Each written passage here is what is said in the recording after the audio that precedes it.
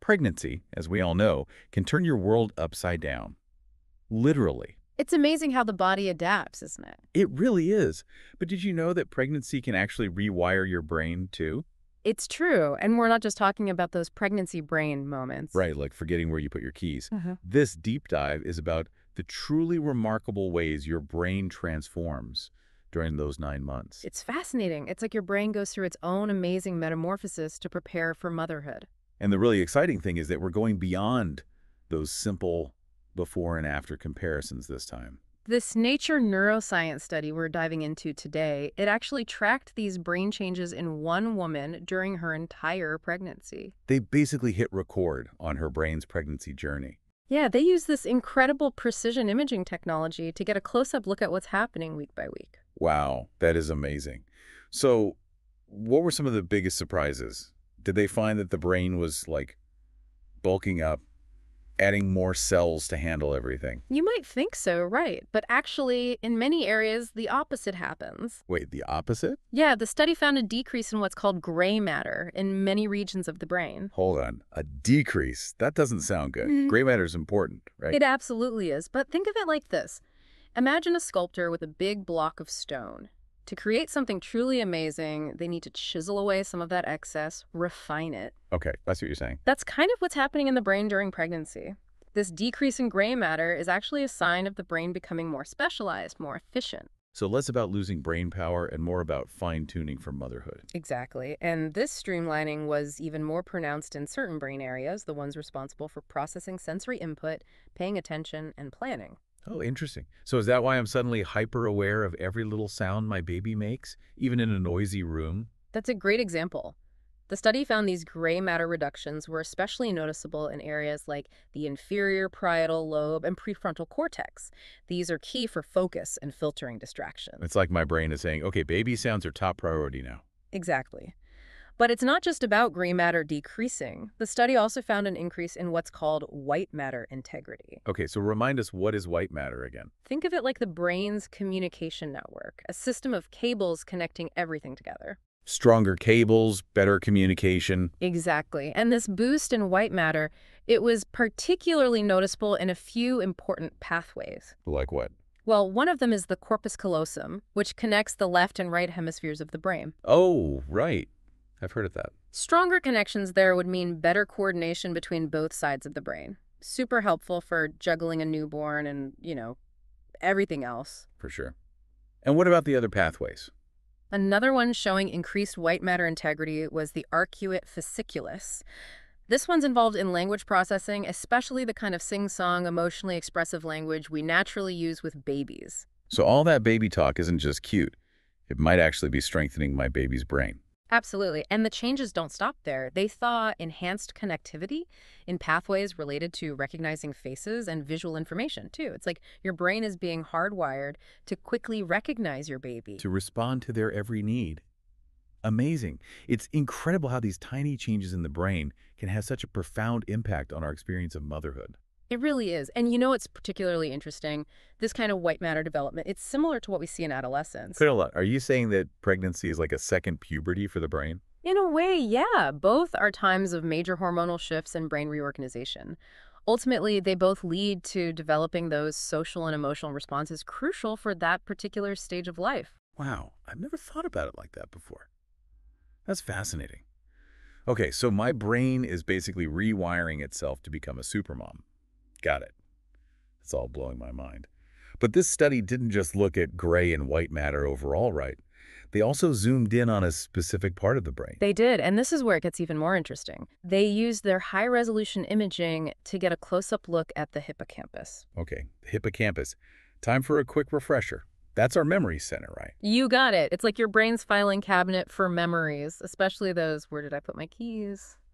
Memories. But it's also super important for helping us navigate our surroundings. Two things that, let's be honest, a lot of pregnant women joke about struggling with.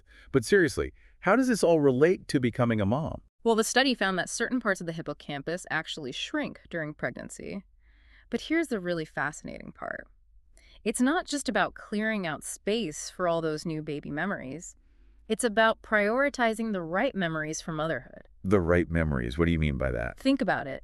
As a new mom, you are just flooded with sensory information about your baby. Their smell, their cries, the way they feel when you hold them.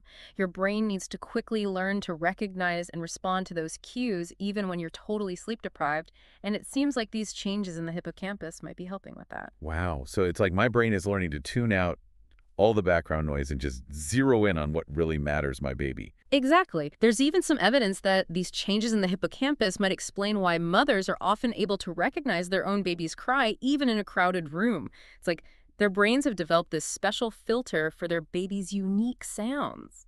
That's amazing. But remembering what your baby sounds like is one thing. Doesn't your brain also have to, like, navigate the logistics of caring for a newborn? Like, I'm already imagining myself wandering around the house at 3 a.m. trying to remember where I left the pacifier. And that is where the hippocampus's role in spatial navigation comes in. Remember, this part of the brain helps us create mental maps of our environment. And as it turns out, those spatial skills might actually be getting a boost during pregnancy, too. Fascinating. So while some parts of my brain are fine-tuning for these emotional responses, other parts are getting ready for the more practical demands of motherhood. It's like my brain is doing a complete renovation. But I thought the study mostly focused on the cortex and the hippocampus, right? Weren't there changes in other areas too? You're right. The changes weren't just limited to those areas. The researchers also observed some significant activity in a part of the brain called the diencephalon. The diencephalon, that's a mouthful. Yeah. Remind me what that one does again. Well, the diencephalon basically acts as this central hub, processing information from our senses and sending it on to other parts of the brain. But the really crucial thing is that it also houses the hypothalamus. Right, the hypothalamus, that's where all those pregnancy hormones are working their magic. Right. Precisely. The hypothalamus is like the body's master regulator, controlling everything from hormones to sleep cycles to body temperature. And yes, even those essential maternal behaviors. So are you saying that these hormonal changes that are triggered by pregnancy, that those might actually be driving these remarkable transformations in the brain? It's highly likely. It seems like the hormones are sending out these really powerful signals, telling brain, get ready, big change is coming. And the brain responds by essentially rewiring itself to prepare for motherhood. It's incredible to think that this one tiny little organ can orchestrate such dramatic changes throughout my entire body. This is really a whole new way of understanding pregnancy. But this was just one woman, right? Exactly, and that's what makes this research so incredibly exciting, and it's why we need more studies like it. Just imagine what we'll learn when we can start studying these changes in a much larger, more diverse group of women. So we've seen the scams and we've unpacked the science. But I think the big question for our listeners is, what does it all mean?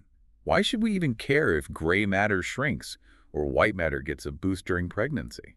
That's the heart of why this research is so groundbreaking. For the longest time, we thought major brain changes only happened early in life. You know, childhood, maybe adolescence at the latest. But this study's saying, nope, think again. Exactly. We're talking about the brain's ability to change and adapt its plasticity. And not just in subtle ways, but these significant transformations well into adulthood. So it's not just about growing a baby. It's about my brain growing and evolving right along with it.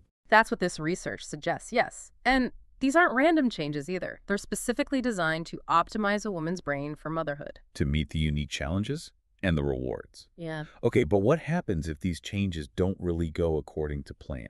Now, that is a question researchers are really starting to dig into. Because it could have a big impact, right? Absolutely. For instance, could disruptions to these brain changes actually be linked to postpartum depression? Oh, wow. It's a possibility.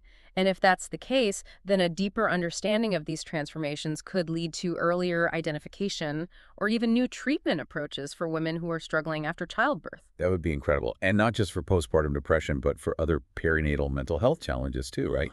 Absolutely. Think about it. Anxiety, difficulties bonding, maybe even psychosis.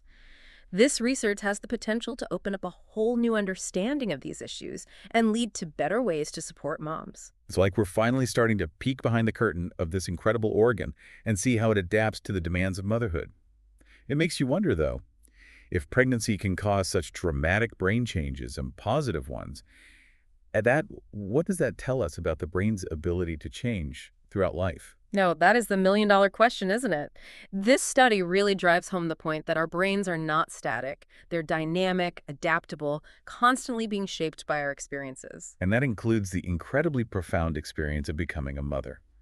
Which makes me think that this whole journey, it's like this incredible act of self-discovery, not just as a woman, but as a human being. I love that. And honestly, I think the most exciting part is that we're really just beginning to understand the science behind it all.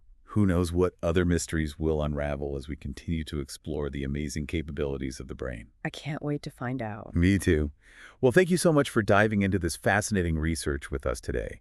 For our listeners, if this deep dive sparked your curiosity about the incredible world of the brain, be sure to check out our show notes for links to the study and other resources. We'll be back next time as we continue to explore the amazing science that makes us human.